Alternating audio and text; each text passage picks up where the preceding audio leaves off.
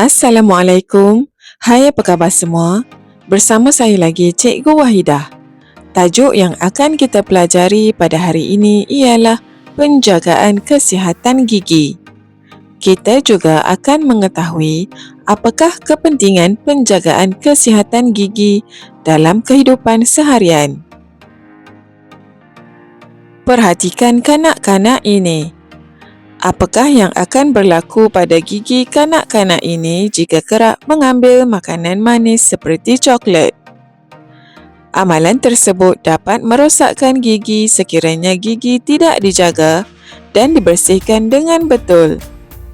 Untuk mendapatkan gigi yang sihat dan bersih, kita perlulah mengamalkan amalan penjagaan kesihatan gigi yang betul. Mari kita lihat apakah amalan penjagaan kesihatan gigi. Yang pertama, berkumur selepas makan. Berkumur dapat mengeluarkan sisa makanan yang terlekat celah gigi. Mengapakah sisa makanan perlu dikeluarkan dari celah gigi? Jika sisa makanan tidak dikeluarkan dari celah gigi, kuman akan membiak dan merosakkan gigi kita.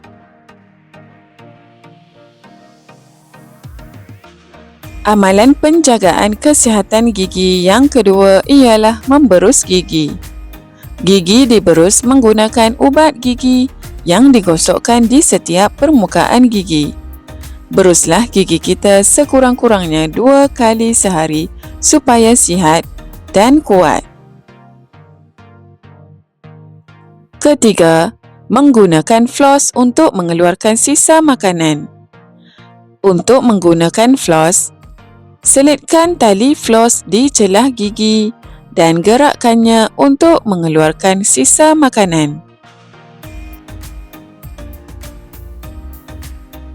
Yang keempat, kita perlulah membuat pemeriksaan gigi di klinik setiap 6 bulan sekali.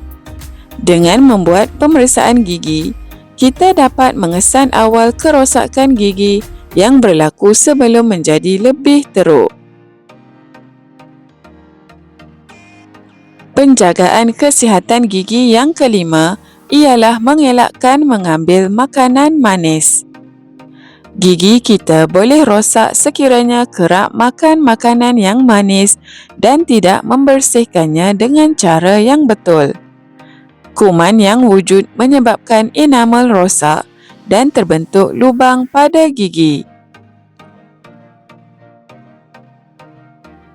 Tahukah kamu, terdapat juga pelbagai teknologi rawatan pergigian bagi yang mempunyai masalah kesihatan gigi, antaranya tampalan gigi. Tampalan gigi ialah rawatan untuk membaiki gigi yang rosak atau berlubang. Doktor akan membuang bahagian gigi yang rosak, membersihkannya dan mengisi lubang itu dengan bahan khas. Selain itu, memakai pendakap gigi merupakan teknologi rawatan pergigian. Pendakap gigi atau braces ialah alat yang digunakan oleh doktor gigi untuk membetulkan susunan gigi yang tidak teratur. Ketiga, gigi palsu. Gigi palsu ialah gigi tiruan yang digunakan untuk menggantikan gigi yang hilang supaya mulut boleh berfungsi seperti biasa. Teknologi rawatan pergigian keempat ialah rawatan akar. Rawatan akar gigi, root canal treatment, ialah rawatan untuk menyelamatkan gigi yang rosak teruk atau dijangkiti kuman di bahagian dalam gigi. Fungsinya adalah untuk menghilangkan kesakitan dan menyelamatkan gigi supaya tidak perlu dicabut. Penjagaan gigi sangat penting untuk melindungi kesihatan gigi, keselesaan dan keyakinan diri.